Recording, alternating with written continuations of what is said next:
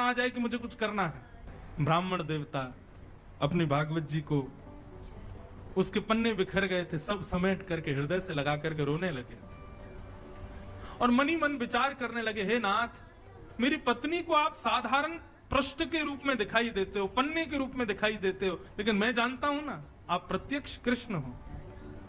हे नाथ, मेरी पत्नी का कल्याण करना, उसका मंगल करना नाथ। और अपनी भागवत जी को समेट करके गंगा किनारे चले गए और गंगा किनारे जाकर के खूब रोए, ठाकुर जी को याद कर करके, कथाओं को पढ़ पढ़ के खूब रोए। बोले मुझे इस बात का दुख नहीं कि पत्नी मुझ पर चिल्लाई, पत्नी ने मुझे गलत कहा, लेकिन मुझे इस बात का कष्ट है कि मेरी प्राण प्यारी भागवत जी को उसने इस प्रकार निरादर किया। ये साक्षात कृष्ण है। कोई बात नहीं ठाकुर जी, उसको सद्बुद्धि देना, उसका कल्याण करना।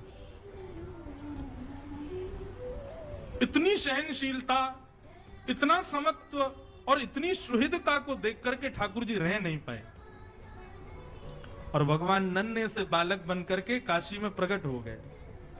ऊंची धोती पहनी, सिर पर स्वाफा बांधा, स्वाफा बांध करके एक टोकरी को अपने सिर पर धारण करके ठाकुर जी बनारस की गलियों में घूम रहे हैं और घूमते घूमते उस ब्राह्मण के घर पहुंच गए। गेट खटखटाया, ब्राह्मणी ने गेट खोला। नन्हा सा बालक, बड़ा प्यारा सा, सिर पर टोकरी लेकर के आया है। ठाकुर जी भीतर प्रवेश कर, ब्राह्मणी बोली कहां चले आ रहे हो, कौन हो भैया, क्या हो, कहां से आए